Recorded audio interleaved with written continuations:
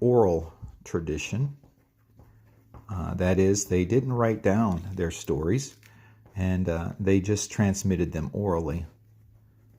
The word is a very important word in Scripture, and it's believed that Moses may have come down from Mount Sinai with the 5 books of the Pentateuch totally memorized, and he may have transmitted those orally for decades, centuries.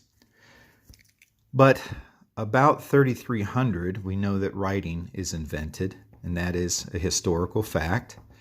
And so we start to see religious writings.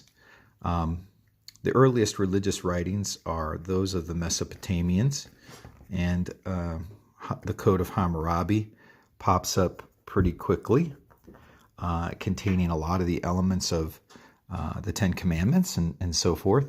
Egypt comes forward with the Book of the Dead, a lot of ideas about death, the afterlife, redemption, resurrection. And in the Indus Valley, we have a rise of the early Hindu scriptures, the Rig Veda.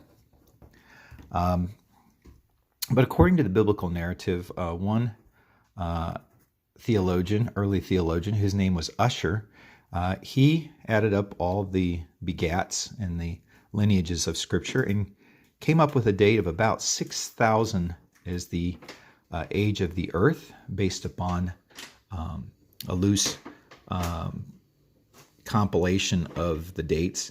That would put the beginning of time at about 4,000 BC, circa, we could say, not exactly, but right around there.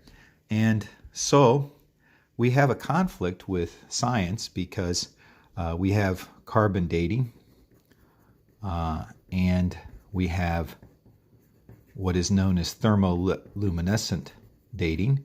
One dates objects that are biological, and one dates objects that are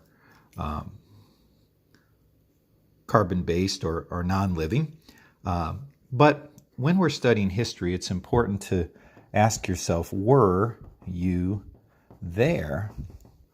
And if you weren't there, you have to trust that you are trusting someone for the information. I do not believe that carbon dating is a reliable source of dating, nor is thermoluminescence.